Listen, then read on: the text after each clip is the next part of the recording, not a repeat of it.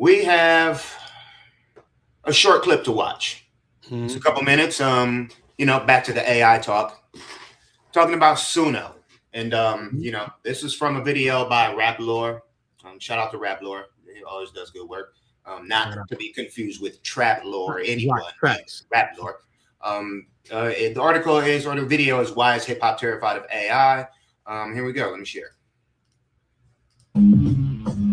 The second rude awakening in the industry from AI came on December 20th of 2023 when the first iteration of Suno AI dropped. For anyone who doesn't know, Suno is a generative AI music creation platform developed by Suno Inc. The platform lets users create original songs, vocals, and beats by simply just writing text prompts on its interface. Now, for obvious reasons, lots of musicians are not fans of Suno. Countless artists and producers have spent years to decades honing their craft day in and day out just to have an AI platform swoop in and compete in the same space they exist in. It rubbed them the wrong way, just a little bit. But regardless of the backlash, Suno and similar platforms like Musicfy, Beethoven, and Udio have become massively popular, with Suno alone having 25 million users and 5 million active subscribers. And for context, before these apps came out, about 100,000 songs were uploaded to Spotify every single day. With Suno having 5 million monthly users, if each person generated and uploaded just one song per month,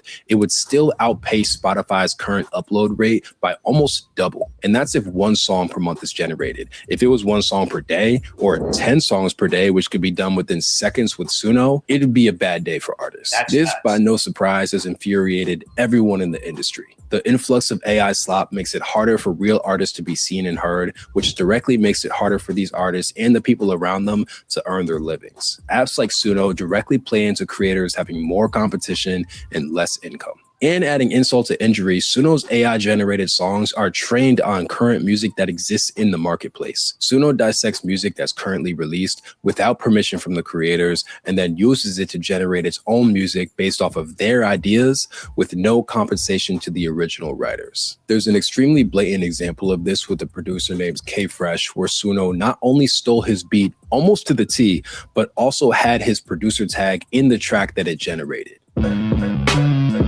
Right.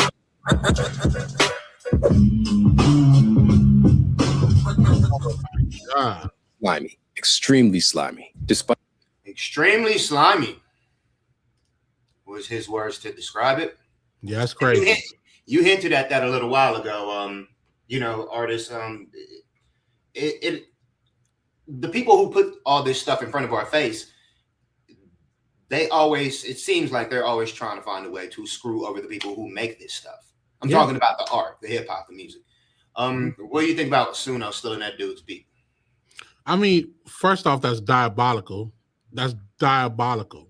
I mean, it's not new. That's not new. That this was. Let me say this. We have been. This is the reason why I'm not worried about it. So let me explain. We have been in the music industry, as far as creators, let's just take hip hop, 50 years plus, right? And we have dealt with people literally stealing music, literally stealing beats, literally stealing songs. A lot of people said that hip hop stole all the music. Right. The sampling, whole controversy, the lawsuits, that changed hip hop like in a major fucking way. For sure. So I would say this, as a creator, that's going to continue to happen, whether by technology or by human. It's going to happen. But I like to say you have to be inspired by something. Continue. Right. But how you construct a song is purely yours. Like, the one thing, the people who are scared of AI are the ones who might feel internally that they're not talented enough to do what it is they do and not have a duplicate of it. In my opinion, I don't agree with that. A lot of people a lot of people's work is being put onto AI. Right, and they are being cut out of their part of the music business. I agree, but at the same time, it's like, what you put out, they're going to study what you put out for sure. But can we honestly say that these AI records have surpassed original records that's been out? Like is there a version of an AI not like us? Is there a version of an AI with all my scamming? Is there a version of that that's popular? I can't think of one. We ain't seen that. And I check out AI music. I'll be in a lot of these music reviews, so I hear a lot of it. So what I'm saying is, it's just like when somebody decides to steal your song. Your song is in your hard drive. You ain't put the song out. The song is fire. Somebody go in and put a flash drive in, take your song, and then they go make millions with it. You didn't put the record out. First off, you didn't protect your music by whatever it is in the computer or whatever, however you did it. But then on top of that, you still didn't put it out. It's nothing different, in my opinion, than, like what Pharrell said, we are all picking from heaven's library. What you don't put out, somebody else will. I'm not condoning stealing at all. That's not what I'm saying.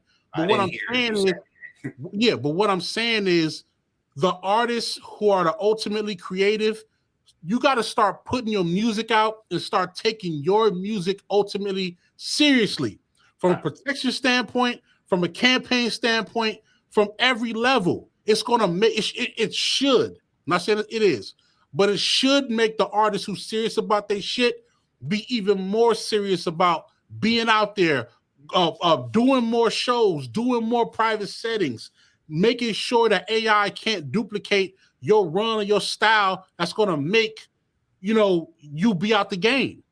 Because I don't see, and I could be wrong, I don't see nobody doing an AI country record and sell more or perform more than an actual country artist. I don't see. Yeah, it's country records that's out there that's AI. I don't see them getting on a stage like Shabuzi and Molly and Cyrus, and I don't see an AI record overlapping that. Do you see a hip hop record doing that? No. Do you see an R&B record doing that? At the end of the day, R&B maybe, but at the end of the day, when we like a record, when we like a song or a record or an artist, what do? We go find that artist or that record or that song. We go to the shows and perform it. We're watching the BTS do the things AI can't do. AI can't do BTS. They can't do behind the scenes. They can't pick up a phone and do this and say, hey, this is my man's right here from Philly. This is my man's right here from Toronto. We all linked up. We in the studio over here in Cali. We doing our thing. Check us out. AI can't do that. All they can do is put out the final product. That seems, great answer. It's definitely, it wasn't a question, but good insight. That's probably the main way as an artist that they should be preventing this type of stuff. And I want to ask you, I do want to ask you a question after we share this last one, kind of leading into the same thing. This is from our guy, Open Mike Eagle. Yeah. Shout out, Mike. Shout out to Open Mike, yo.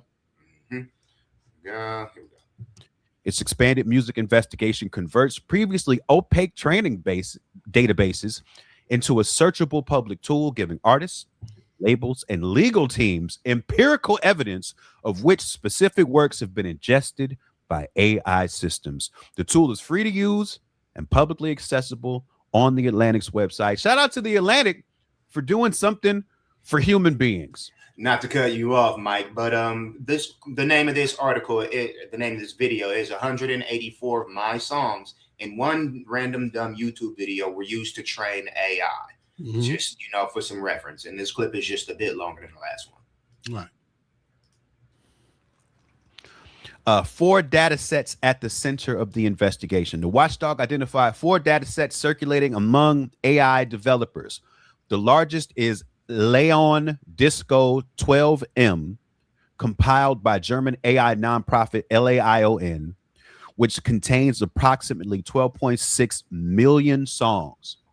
The second data set, Sleeping Disco 9, that was the one that used 184 of my songs, was assembled by the Sleeping AI Research Collective and contains around 9 million tracks scraped from popular commercial music. It was published on Hugging Face, The website Hugging Face. What if you could make a song using only your voice? That time, come on, for real. I obviously don't pay for YouTube. Hey, I don't either. Critical technical detail uncovered in the investigation is that 3 of the 4 data sets function not as audio libraries, but as structured pointer systems. Rather than hosting audio files directly, they store metadata and URLs pointing to YouTube or Spotify, which AI developers then use alongside automated downloading tools to bypass platform logins, Janky advertisements, and other creator monetization mechanisms. So, well, it'll say it clearly here, but this method undermines the defense that developers only use freely available online materials, since the process involves coordinated circumvention of licensing agreements embedded in those platforms. So what this means is, in the use of these songs for training, in the use of these millions of songs, there's 12 million songs in one set and 9 million in the other set. And one would assume that part of this training involves the playing of these songs.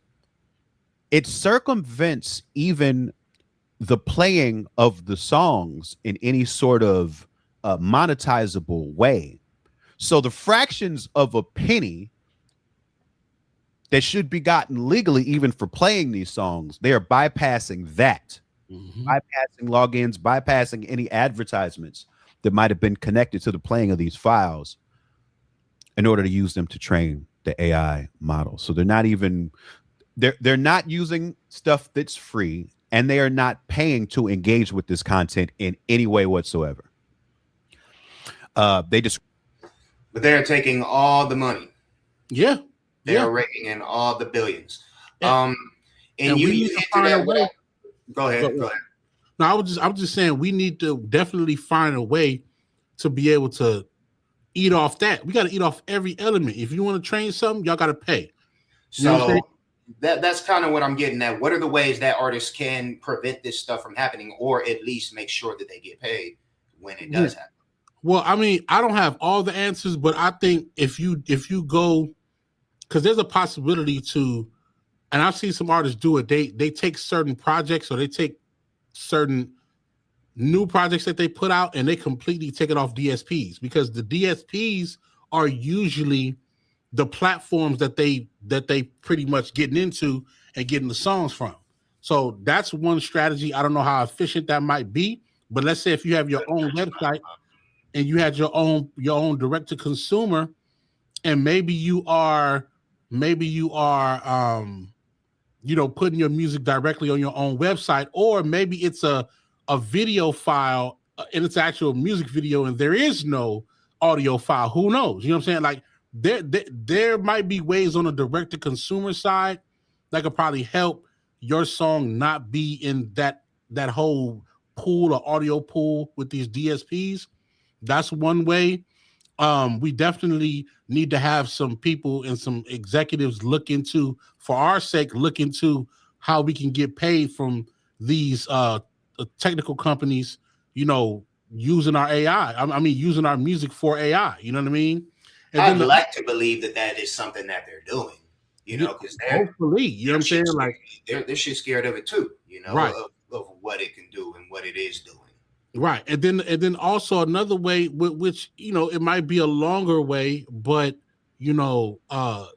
less music, more experience. You know what I'm saying? Like, yeah, you're putting out, you have an album, but maybe your entire album is not for sale. Maybe you're selling the experience. Maybe it's a new medium of how they consume music. Maybe, I don't know. You know what I'm saying? Like, I mean, even though the Wu-Tang, remember the Wu-Tang NFT album, nobody really listened to it. I mean, maybe it's a situation where it's like you come pay for the experience to come listen to it, and nobody can leave with that music when it's done. Who knows? You know what I mean? Like, all I'm saying is, creators are very resilient, and when we're pushed to the limit, we're gonna figure out a way to protect our music and protect our progression of our culture, and eventually we always land on top creatively. You know what I'm saying? We just need to do it monetarily. Already. Well said.